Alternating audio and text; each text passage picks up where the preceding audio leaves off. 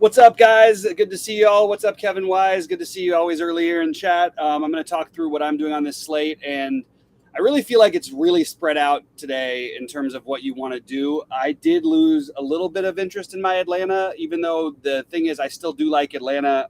I think they're going to be the most popular. At the same time, I don't know. Without Acuna, that lineup isn't nearly as good as it is with. But you do get some other guys like Michael Harris batting at the top of the order. You have some other cheap options. You could use Swanson in a wraparound. I'm sorry, not Swanson. You could use Swanson anyway. But you could use Grossman in a wraparound.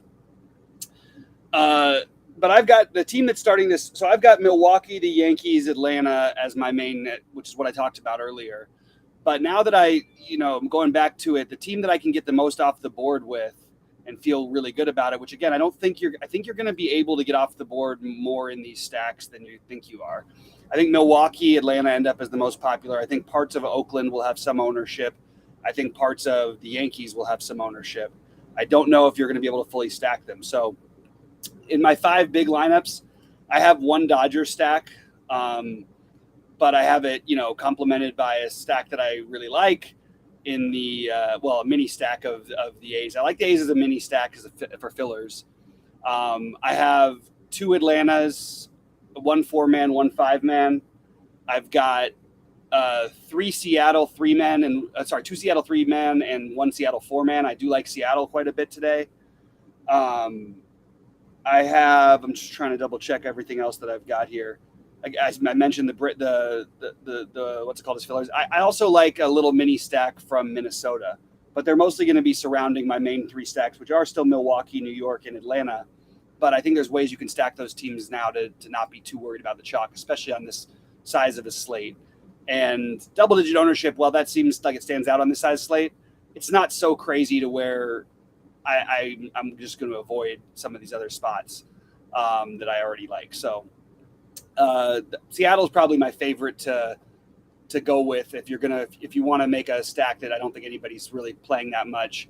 I do think Seattle is one of the best options, and that is probably what I'm going to end up with more than I have right now. I also think that Minnesota is very viable in that same vein. Not as interested in Houston with Alvarez out and the lineup they put out, but I do like I don't mind if you want to take a few pieces from there. I don't mind. I think that Milwaukee's going to be higher owned than they're projected to be, but I don't mind using them. And there's a lot of different ways you could use them. There's a lot of different parts of that stack that I think people are going to have a harder time getting to. Like the Renfroe will be lower owned than the other guys. McCutchen will definitely be low owned, I think, compared to the others. Hira will have a little bit of ownership at first base, probably not as much as maybe you would have thought. So that's something that I think is worth doing, and just there's ways to do it that are to get different. The pitching for me is going to be a rotation of. So I've got 2 Aaron Nolas out of my 5 biggest buy-in lineups. I've got 2 Gausman, 2 Kirby. I went with one I'll play down in one spot, and I'll play Giolito and Taillon in one lineup together. I don't feel amazing about it, but I do think that Giolito is viable enough. In some of my secondary lineups, I do have a Giolito Kirby, that kind of thing. But Gausman, Nola, and Kirby are my 3 favorites, followed by Snell and Giolito and Fried. So those guys I have all bunched up in sort of a similar area. We have to worry a little bit about the weather in Oakland and the weather in New York. There's some rain concerns, so we'll see about that. It's not about the Oakland guys I like, Kevin. It's more just the pricing. Tony Kemp is in a great stolen base spot. Seth Brown is so cheap and has power upside. If you want to use a real player, Sean Murphy is the best hitter. But I think that, those 3 guys, and then if you have to fill in like a Mashin for minimum cost or a Jonah Bride for minimum cost, there is some stolen base upside in that one. One team I didn't mention was the Pirates, and I'm kind of regretting not having a Pirates stack. It's probably something I'm going to do, but probably not in my biggest buy-ins. I do like them, though, for what that's worth. Is a 5-3 stack crazy? No, that's the chalk. That's the standard. That's what most people are going to do almost every time. So 5-3 is never crazy. On a 4-game slate, I think it's kind of weird to do, but on a full slate, no, it's not weird. One-offs in KC and Chicago, I can totally support it. Giolito gets hit hard sometimes. Singer has given up absolutely nothing lately that's made me have a reason to try to stack against him. The White Sox are terrible offensively against righties, one of the worst teams in baseball. So I actually think the pitching is a little more interesting than the hitting, but I certainly don't mind if you want to do some of the White Sox business, or as the White Sox or Royals. I prefer the Royals a little bit more if I'm going to do that.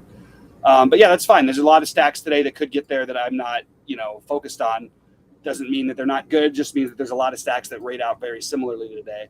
So I'm trying to do it based on ownership, power upside, and that sort of thing. And Oakland just is so cheap for their run total. Even it's hard not to have some interest in them, at least as fillers, if nothing else. I don't mind a full stack, but I don't even like full stacking against Fetty with good teams because he keeps the ball on the ground so much. So it's kind of hard for me to just decide, okay, well, I'm going to play Oakland now because it just doesn't make any sense to try to make the full 5-man for me. But I definitely can get behind a 3-man, even a 4-man. You're counting on the rest of your lineup to do it. But if you're going to do a 4-man, I would do it with a 4-man stack that you think can really produce some power, because Oakland just doesn't have the power. But again, I went through my pitchers, so just going quickly through positions. Catchers: D'Arnaud, Caratini, Vogt, Trevino, and Contreras. First baseman: Olsen, France, Santana are my favorites. I do like Hira a little bit as well. Second base, spending down a lot. Castro, Colton Wong, Vaughn Grissom in Atlanta stacks. Muncy, I don't mind as a one-off or as a part of Dodger stacks. Third base, I have a few. I like Josh Donaldson, Urshela. Peterson is the cheap option you can kind of use with the Brewers stack. Shortstop, Turner, if you can afford him. Swanson would be next. Swanson and Adames would be next. And then I have some Correa and Pena. Pena's a little bit cheap, batting second today for Houston, so I like that play. Outfielders: Michael Harris, one of the preferred options now on the slate. If I could redo my core right now, that would be one of them. Love Haniger. I love this whole Seattle outfield, Rodriguez and Winker. I also love the outfield from Milwaukee, Renfroe. Renfroe. Sorry, why am I losing my train of thought? Yelich and McCutchen. And then I also like, I think Joey Gallo, again, part of Dodger stacks, are on his own, and Mookie Betts is red hot right now. I would take some shots with Mookie Betts. He's homered in his 4 homers his last 3 games. He's homered in all 3 of them. And if he gets hot, man, we've seen him go on these crazy tears before. So that's where I'm at right now. Pop in your questions, pop in your thoughts. We'll get out of here probably. We've got at least 12 more minutes. So let's do it. Drop on in some thoughts, some questions, some anything. I'm ready to answer. All right, what else have we got here tonight on this big slate? Doesn't look like there's a whole lot of questions or thoughts coming in, but do fire them in when you get a chance. I don't know. I can go. Otherwise, I'm just going to be regurgitating the same information. Again, pitching for me: Nola, Gaussman, Kirby as my favorites. Some Giolito, Snell, and Fried, and then I am using one Jameson tie-in lineup just to do a double spend down and allow me to spend up, hoping the top pitchers don't put up 30 plus. And even if they do, tie-in could still put up 20 against this A's team. Correa and Urshela are not my favorites. My favorites are Max Kepler and Gordon, assuming that he's in the lineup. I didn't see the lineup. It may have come out while I was just getting on air. We do have the lineup out. Gordon, yeah, 5th. Kepler. I would go Gordon, Kepler, Miranda, then Correa, Urshela for me. And then you could include Cave if you want to make a full stack. I think it's fine to make a full stack of the Twins today. I just don't have the full stacks. Mostly I'm doing the smaller thing. 3 from the Twins is more where I'm at. Sometimes it's just 2 from the Twins for me. Kepler and Gordon allow you to spend down. But I do have a little bit of Correa and a little bit of Urshela as well. Not the most exciting thing. It's a little worth noting. Urshela actually has decent power numbers versus righties this year, so don't mind the idea of taking him as a cheap option at third base. I think that's fine, David. I think that's a little bit. You got to worry a little bit about being chalky with doing that, but that's okay. It's probably decent enough.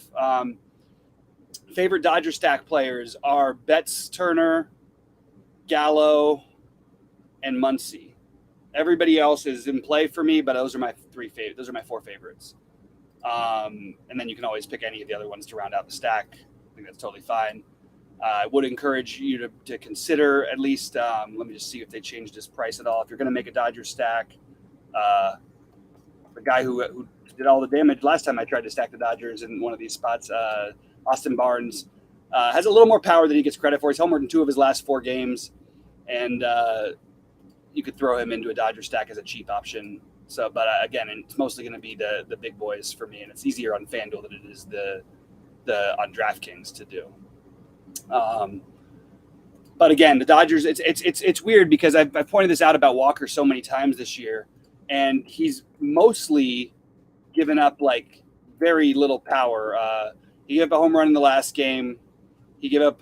He had that one stretch where he had 3 games in a row where he gave up 2, 1, and 2. Other than that, he had gone like, the huge majority of his starts, he hasn't given up any home runs, and I still think there's a chance for the Dodgers to get to him.